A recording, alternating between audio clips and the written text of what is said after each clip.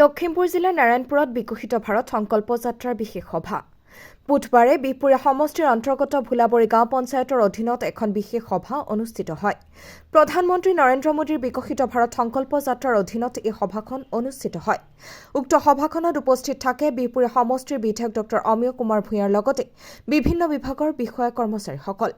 কেইবা শতাধিক ৰাইজৰ উপস্থিতিত বিধায়ক ডক্টৰ অমিয় কুমাৰ ভূঞাই ভাৰত চৰকাৰৰ বিভিন্ন আঁচনিসমূহৰ বিষয়ে অৱগত কৰাৰ লগতে আঁচনিসমূহৰ কাৰ্যকৰীতাৰ ওপৰতো বুজ লয়।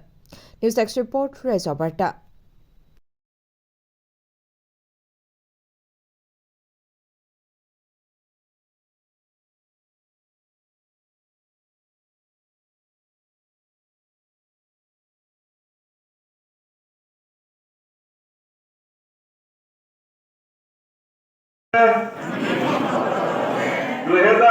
চনৰ ভিতৰত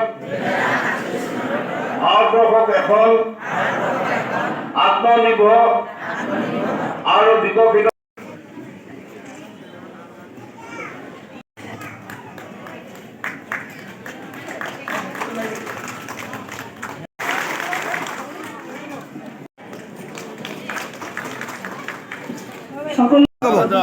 আমাৰ বিশ্ব জনপ্ৰিয় নেতা যশস্বী প্ৰধানমন্ত্ৰী মাননীয় নৰেন্দ্ৰ মোদী ডাঙৰীয়াৰ বিকশিত ভাৰত সংকল্প যাত্ৰা ৰথ আজি ইয়ালৈ আহিছে।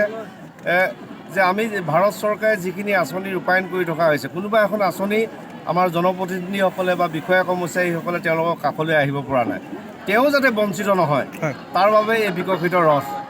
তাৰ বাবে যি কিষাণ সন্মান নিধি ধন কোনে পোৱা নাই, প্ৰধানমন্ত্ৰী আৱাস কোনে পোৱা নাই, উজ্জ্বলা সংযোগ হোৱা নাই, মুদ্ৰা বেংক কোনে পোৱা নাই, অটল পেঞ্চন কোনে পোৱা নাই, সকলো তাৰ বাবে 17টা বিভাগৰ বিষয়া কৰ্মচাৰী আজি আহিছে।